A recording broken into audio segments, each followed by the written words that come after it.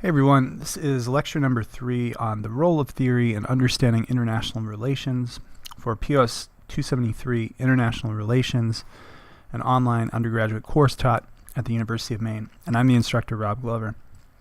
So in this lecture, we're kind of transitioning. The first 2 lectures that you had in the course is really to provide a background information, hopefully some of that information you're already familiar with. And now we're going to dive into some of the different theories of international relations. And what I really hope that you take away from this course, beyond specific information about issues or topics in international relations, is a set of conceptual frameworks that you can use to analyze and understand any event, things that are happening in the world right now, things that will happen in the future, a set of tools that will enable you to make predictions about what might happen in the future, and also to assess the likelihood that different political leaders that you're going to have to make decisions as citizens about will be effective in confronting major threats in international relations, being good diplomats, being smart in terms of economic policy, foreign policy. So theory is designed to help you do that. It's designed to help you make sense of situations, assess and understand them, and also predict what will happen in the future. So what we'll cover today, first we're going to talk about how we make sense of complex events and realities, and then we'll shift to talking about how we do this in the context of international relations. We're going to talk about utilizing theory, the purpose of theory, why do we utilize theory as opposed to just trying to sort things out on a case-by-case basis. We'll talk about a distinction made in international relations theory between positivism and post-positivism. And then I'll give you a snapshot of the theories that we examine in more detail in this class, and also the cases that we're going to look at in this class, the specific examples of when you'll be utilizing theory and applying it to cases and trying to understand things. So I start off here with a picture, which is really just designed to get you thinking about how to make sense of complexity. Well, this is a picture from a few years ago. I grabbed it offline. And if you look at this picture quickly, what do you see? Now, if you look at it really quickly, what you see is an individual in the water. If you don't really take in all the different aspects of the picture that are here, you might think this is somebody's vacation photo or something. Once you dig into the picture a little bit, it begins to look really serious, right? If somebody sent you this picture on your cell phone or something, you might be really concerned about their well-being. We have an individual here. He appears to be a United States Marshal. At the very least, he's wearing a U.S. Marshal hat.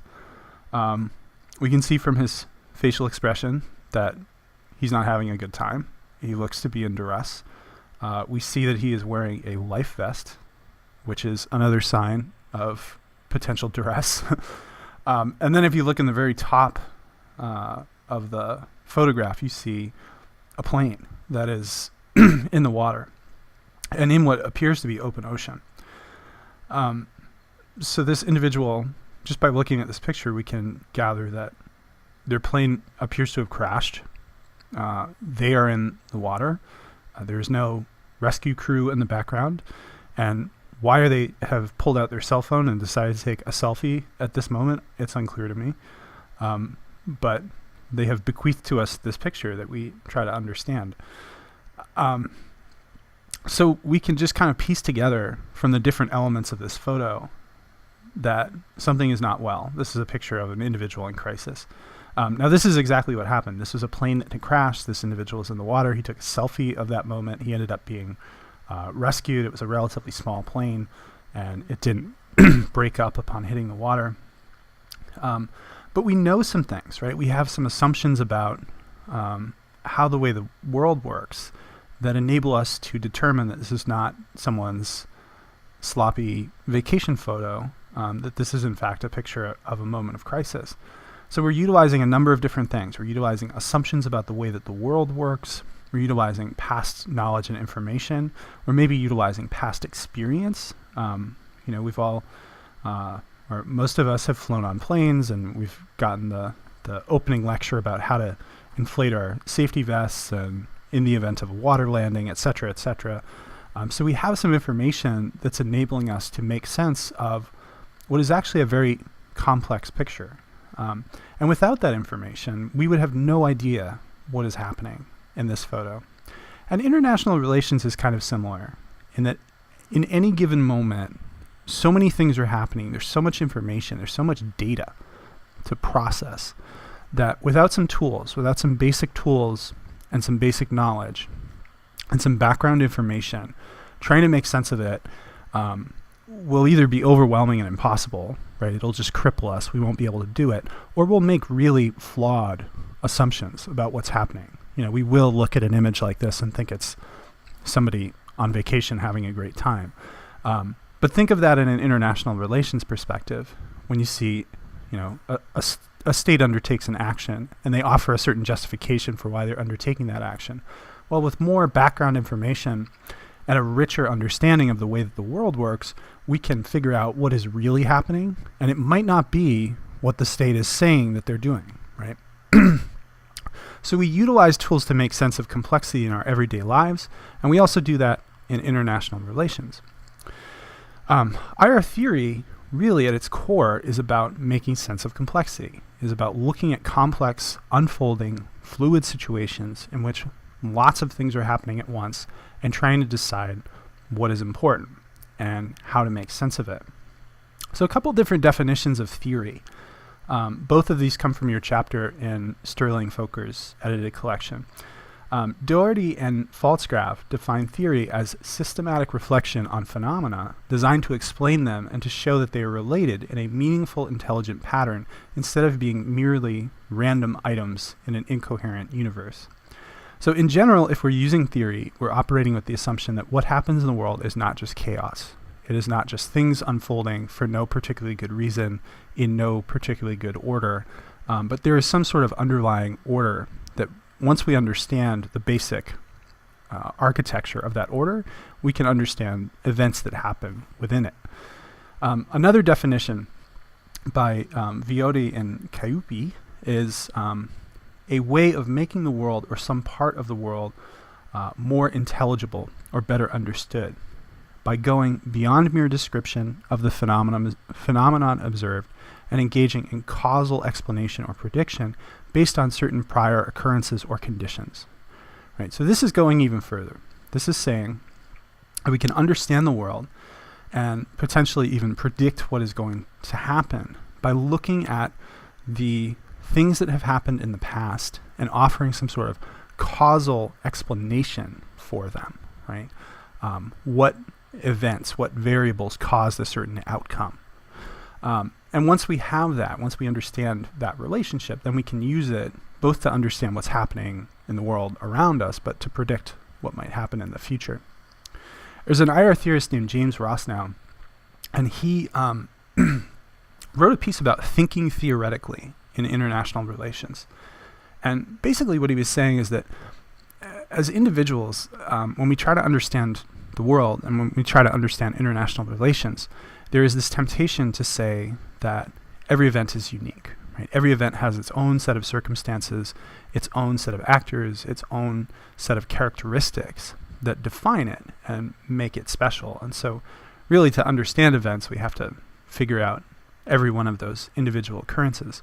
And he actually says the complete opposite. And this is what makes thinking theoretically different than just thinking about the world in traditional ways. He says everything unfolds according to some sort of logic, right? And so when we see an event in the world, we're not asking what makes this event special, what makes this event unique, what makes this war or this foreign policy decision distinctive. We're saying, no, this is part of a larger pattern. And so of what is this an instance is saying, okay, what is this an example of? What larger pattern, and there are several larger patterns, does this fit in with regard to international relations? So think about that. Those are really kind of the starting assumptions for this class on international relations. The idea is to give you exposure to the patterns that it is claimed exist in international relations, and then you can use those underlying patterns, those assertions about how international relations works to assess things in the world right now and things that might happen in the future. So the purpose of international relations theory then is, one, to give us a sense of what dimensions of international interaction are worthy of our attention. There is simply too much happening in the world at any given moment for us to focus our attention on all of it. And international relations theory is going to tell you what matters, right? What is important, what we need to focus on, and what is secondary or irrelevant. Because it's simply impossible to focus on everything at once. Beyond simply what dimensions of international interaction are important, it also gives us a sense of what actors are most likely to shape events and outcomes. So different theoretical perspectives, different conceptual frameworks are going to have different understandings of who is important and who matters within international politics. International relations theory is going to make claims about the character of international interaction, in particular whether it is conflictual or cooperative, or at least has the potential to be conflictual or the potential to be cooperative. And it enables us to analyze, predict, and take action amidst uncertainty and complexity, which is the default condition of international relations. If you are a foreign policymaker, if you are a world leader, you are operating basically always in a situation in which things are highly complex, highly uncertain, but non-action, refusing to act, not engaging, is really not an option. You have events that you have to respond to, and you have to respond to really quickly, usually on the basis of incomplete information, almost always on the basis of incomplete information. So what shortcuts can you use? What heuristics and kind of tools do you have to make those sorts of decisions? So one major split between the theories of IR is related to what we call ontology and epistemology. Ontology just refers to our understandings of reality, like what is the nature of the reality that we live in. And epistemology refers to understandings of the nature of human knowledge and inquiry, primarily what can we know and how do we access it, how do we gain information. So according to positivism, and this is really the dominant framework in IR, there's an objective reality that is relatively obvious and it can be accurately known and measured. And theory exists largely to develop hypotheses, educated guesses about what can be analyzed and tested through data collection, right? And this would be true in academia, this would be true of, researchers and scholars, but it would also be true of analysts at the CIA, people at the State Department, foreign policymakers. They want to understand with as much sophistication and specificity as they can what is the reality of international relations, because we have to make decisions. And if we make the wrong decisions, people die. So positivism assumes that objective reality is out there. And it's just a matter of getting the information. So collecting intelligence, analyzing that intelligence, and then trying to arrive at some comprehensible understanding of a certain event or set of events. Post-positivism is very different. The post-positivists are skeptical that there is any knowledge which is objective. They're going to see all events as subject to interpretation and bias. And our attempts to understand these things are never value-free, right? There's never a sense in which we are detached observers. But it's a reflection of power, and it's a reflection of social conditioning. And so from that point of view, the purpose of theory is really critical. It's designed to expose that bias, to expose the underlying absence of objectivity in understanding our world, and to denaturalize it, right? So this would be critical in its orientation. It would be skeptical of the idea that there is some overarching order to the world as it exists, and it really zeroes in on understanding and articulating the ways in which bias and misperception surface in our attempts to understand the world. So that's an important distinction. Obviously, if you're doing something from a positivist perspective, you're doing something very different than if you're doing it from a post-positive perspective. And we'll encounter examples of both. You'll get to see kind of both in the different theories that we look at. All right, so the theories that we will examine, and many of them will apply in this course, are numerous. And as I said, the goal is not theory for the sake of theory in this course. The goal of this course, as I have set it up, is to give you a conceptual toolbox, a theoretical toolbox that can help you understand events that we talk about in the course, but also that you can take with you to future courses in international relations, or just trying to be a good citizen of the planet and understand what is happening in the world, and to have some conceptual tools in order to do it. So the theories that we look at in this course, we begin with kind of the dominant, what we call systemic theories of IR. And then eventually we move down into domestic politics and right down into individual human psychology as trying to explain what happens in IR. Realism is the first theoretical framework that we talk about. Realism is probably the most dominant and well-known theory of IR. It posits that there is a conflictual world driven largely by calculations of power and strategic gain, that international organizations are largely ineffective and are largely tools used by major powers to get what they want. And it's a relatively dark and bleak vision of the world, but many view it as appropriate. Many view it as making sense. Liberalism is very different. Liberalism is focused on cooperation. It views international organizations like the United Nations as incredibly important, and potentially with the power to reshape and reconstruct what international relations looks like.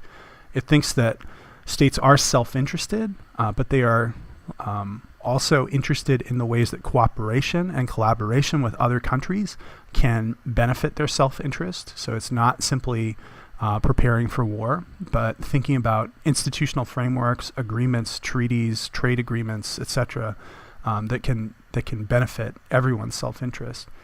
So it's a slightly more optimistic view of the world, and it's one that aligns with the foreign policy of a lot of our major leaders in the world.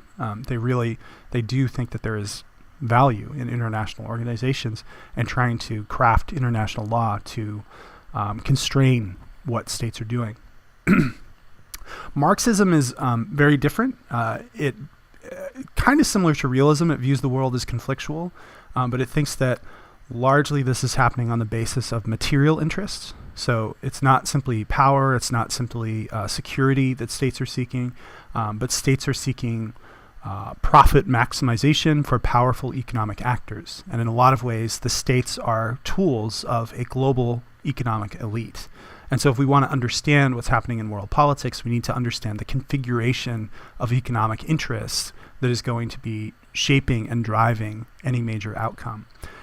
Which when we talk about Iraq is interesting. I think it was one of the major popular explanations of the war was that this was a war for oil. And that very much comes from a Marxist perspective, right? That this is serving the interests of the fossil fuel industry and all of the consumers worldwide that are dependent upon it.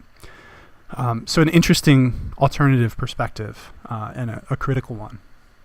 Feminism is encapsulates a lot of different perspectives in international relations. At its core, it's saying that the nature of our international politics is gendered, that it is the major assumptions and the ways that states behave are shaped by notions of masculinity and femininity. In some cases, feminist theorists are specifically saying where are the women in any given situation. So they're looking at the absence of female leaders and how that shapes behavior on the international scale. They can be looking at individual conflicts and saying what is the role that women are playing in these sorts of settings. So it's a critical perspective, incorporating insights from feminist theory, but applying them to international politics in a variety of different ways. It's very hard to say that there's an overarching assumption or set of assumptions because it's such a diverse theoretical perspective, but I think a highly useful one. And then the last of the systemic perspectives is constructivism. Constructivism is interesting in that it really can be aligned with any sort of other theory. its only core insight is it is saying that the nature of international politics is shaped by social interaction. And so there is nothing inherent in the nature of states that makes them prone to conflict or prone to cooperation. There is nothing inherent in the nature of states that drives them to war, but it is a process of social interaction and the creation of social norms. And they're particularly interested in the relatively rare instances in which norms that govern international interaction, whether it be how we coordinate on trade, what sorts of weapons we use in different conflicts, how we treat crimes against humanity, and whether there's international norms that are actually enforced. They're really interested in those moments in which norms gradually change, right? Because that is an intensely social process. And so the constructivism, right, the construct part is referring to social constructions, the social construction of what international politics looks like. Right down to the level of alliances, right? So the idea that the United States could potentially go to war with Canada versus the idea that the United States could go to war with Iran, right? There's nothing inherent that makes Canada an ally and Iran a potential adversary. All of that is social, right? And it's crafted over generations, really. And so they want to investigate the process by which those relationships are created and then nurtured over time. So diving down to the sub-state level, the final three that we talk about, I'll just run through briefly. These really only come up in Dresner's book. But domestic politics is simply saying that, yes, international politics matters. The interactions between states and what's happening at the international level is important, but it must be understood in relation to what is happening domestically. Right. Sometimes this is referred to as two-level games, in which there's an international game occurring, and then there's a sub-international domestic set of concerns that we need to attend to. And so what sorts of interests, what public opinion is within a country will also shape and constrain the way that they behave internationally. Bureaucratic politics is interesting in that it focuses, again, at the domestic level, but specifically within the machinery of government. So what are the agencies tasked with crafting intelligence reports? Who are the advisors to the president? And what institutional interests do they represent? How does that change or shape or constrain what sorts of ideas they might bring to the table?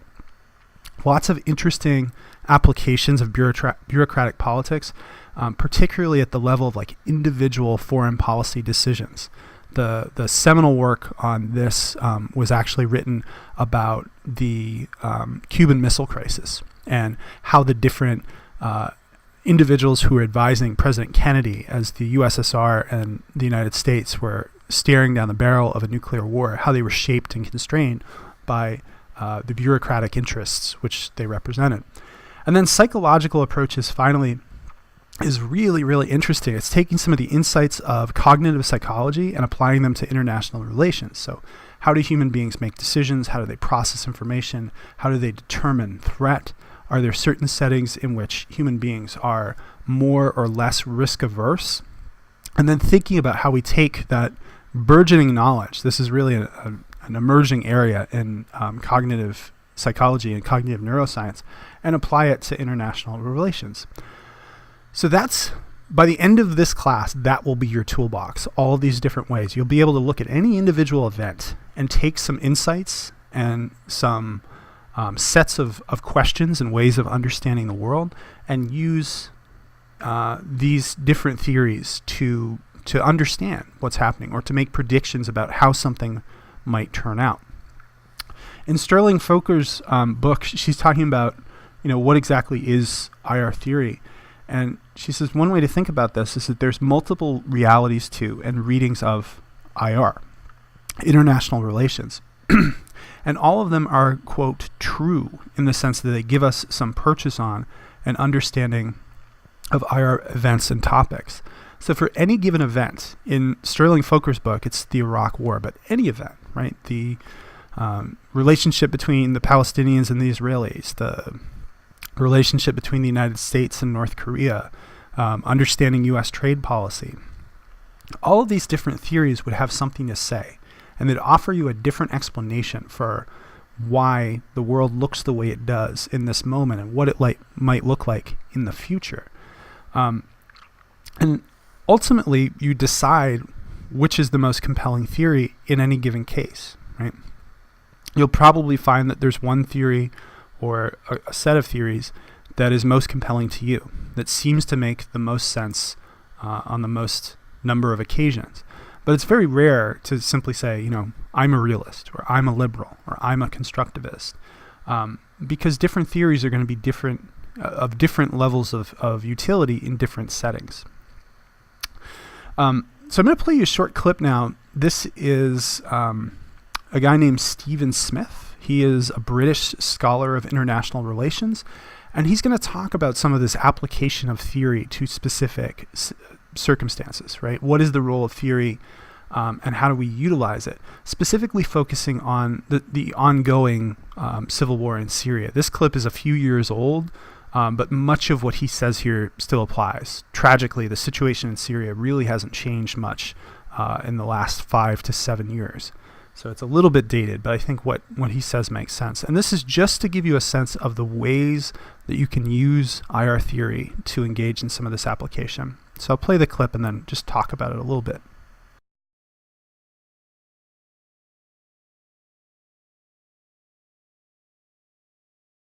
One of the main features of globalization of world politics is that it takes a view of theory that helps you understand the world by treating theories as if they're different colored lenses. So to use a simple analogy, if you were to wear yellow sunglasses, the world would look yellow. If you had red tinted sunglasses, the world would look red, and so on. Well, that's how we use theory. That is to say, we see the different theories of world politics as ways of understanding the same issue from different perspectives. So in that sense, theories are not something separate from the world that report on the world as it really is. Rather, theories are things that construct what we see. So if you take one theoretical position, you'll see a certain set of events. If you take another theoretical position, you'll see a different set of events. So the book outlines the main theories and gives you a whole series of studies and examples that you can then apply the theories to. Let's just take one contemporary case study, the civil war in Syria. The main theory of international relations, realism, treats the Syrian war in a very simple way. It sees it as a struggle for power. It sees the role of the United Nations as limited. It sees the various great powers competing for how they will effect a change in Syria. The Russians and the Chinese vetoing anything in the United Nations because they don't want the United Nations to intervene in the sovereign affairs of a state. You see the British and the Europeans and the Americans are trying to support the rebels, but being restricted in their ability to do that because they don't have the sheer power, military and political power, to intervene. It would be difficult. So realists see the Syrian conflict in a quite specific way. Liberals, the other major theory of world politics, tend to look at Syria as an attempt to construct consensus, to see how you can get norms and rules and laws and cooperation to solve a problem. So they would focus on all those leaders in the world who are trying to bring peace to the region, and they would see the role of the United Nations as central, and they would point out that over time, the UN and world bodies have a greater opportunity to influence events than they did hundreds of years ago. So in that sense, liberals look at the conflict in Syria in a different way. If you then turn to a theory such as Marxism, Marxists have a very, very different set of glasses to look at the Syrian conflict, if you like, than the other two main theories. Marxists look at Syria as a conflict really ultimately determined by oil, by centrality in the Middle East, by ruling classes, by economic power, and they look at it as a clash of economic interests, and they see the Assad regime and the opponents as representing different economic interests globally, and their concern really is not so much with the details of the conflict as with the great conflict through history between various competing economic forms. Those who look at ethics, obviously, look at the conflict in a very different way. They're concerned with the ethical issues about when should you intervene. Is there a duty to intervene? Is there a right to protect? Is there a need to support people who are being killed in other countries? Or should, ethics people would say, should governments stay out of other people's conflicts? Then you've got post-structural theories and post-colonial theories as well. I won't go into them in detail. The point I want to make is all these different theories look at the same conflict, but look at it in a different way. What it gives the reader the opportunity to do is to look at the information from different perspectives, and therefore we ask the reader to reflect upon the way in which your view about how the world operates colours what you see. So we're trying to make a bigger theoretical point in globalization of world politics, which there isn't a simple common sense view of the world that's right, but instead what we have are different theories that paint a different picture of reality, and it's therefore up to the reader to judge which theory is most suitable, which theory is correct, which theory they prefer, and to know what other theories would say about that issue. We think that's a unique selling point of the book, and all the feedback over the years has been that the ability to give different theoretical views is one of the great strengths of the text. Okay, so we don't use Steve Smith's book in this class. I used to, actually, when I first started teaching international relations. That is the text that I would use.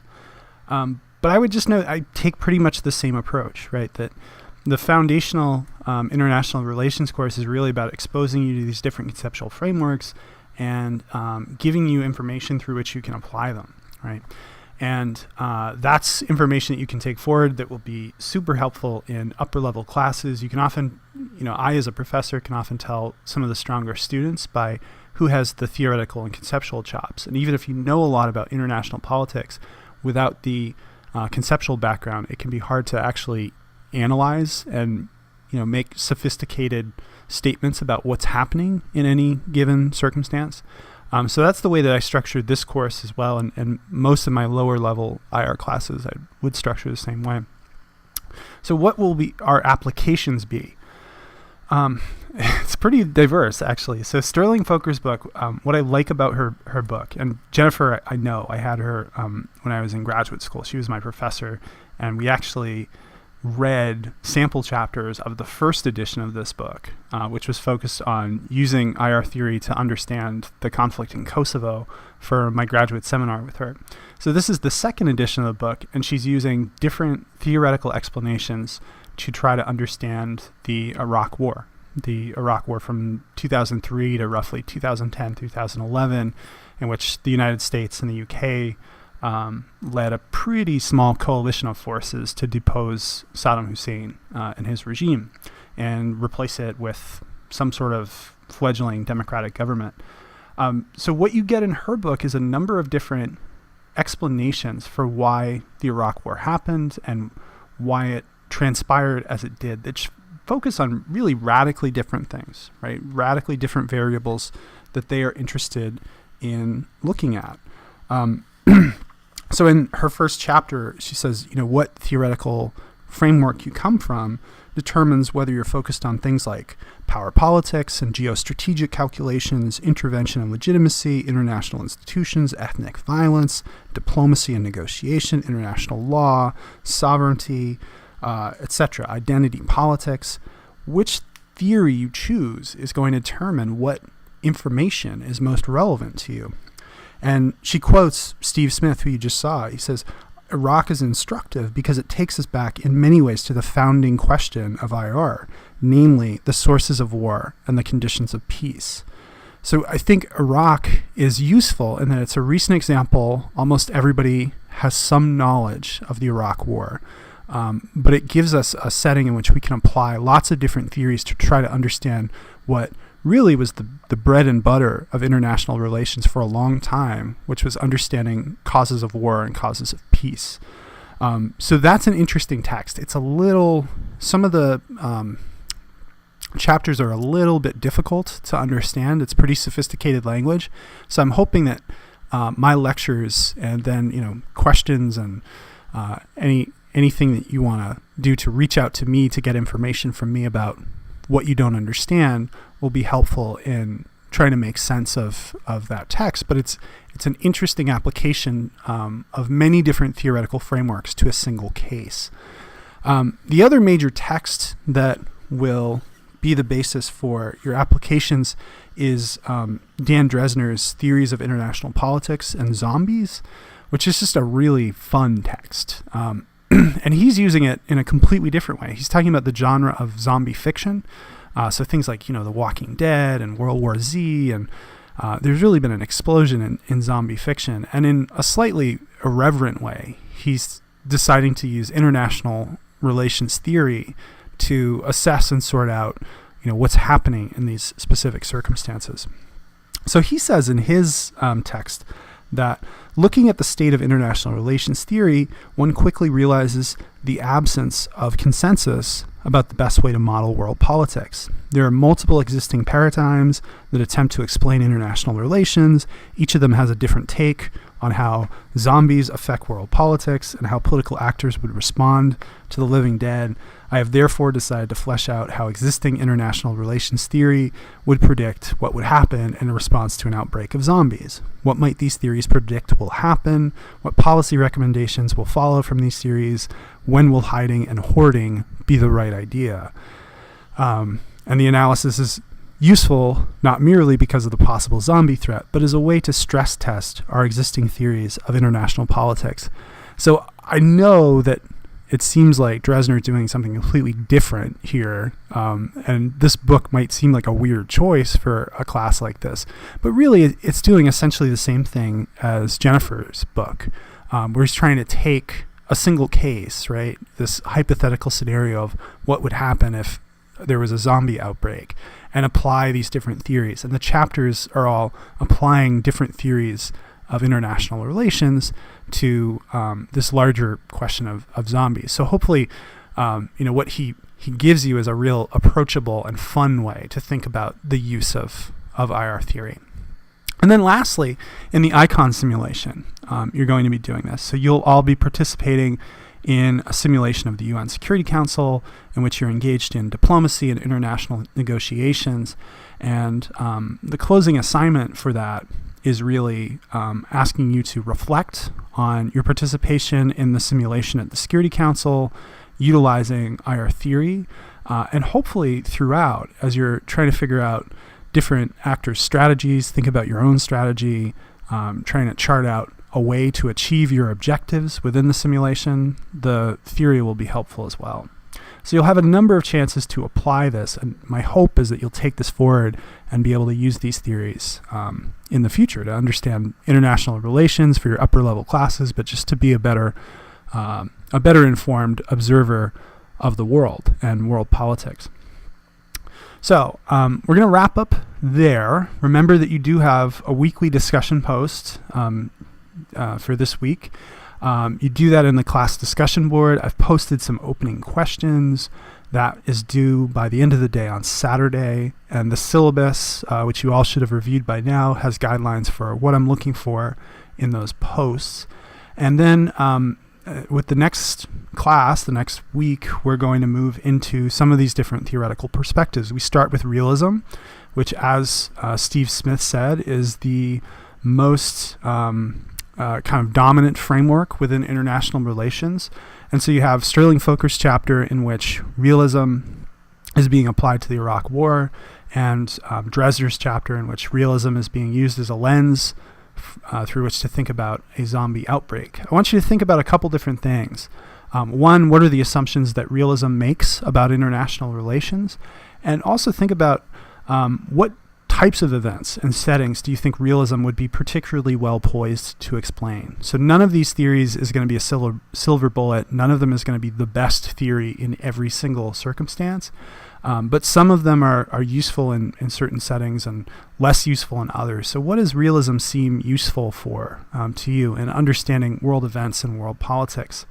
I will just note, too, that the chapters from Sterling Foker really zero in on the Iraq War, and the appendix that I told you to read for this week is going to be really important if you don't have a lot of knowledge about the Iraq War, the nuts and bolts of how the decision was made and then how the war was carried out. I encourage you to read that and read it closely. And as you move through the different chapters in which are making reference to specific events, specific decisions, feel free to go back to the appendix and revisit it to just kind of familiarize yourself with the events of the Iraq War.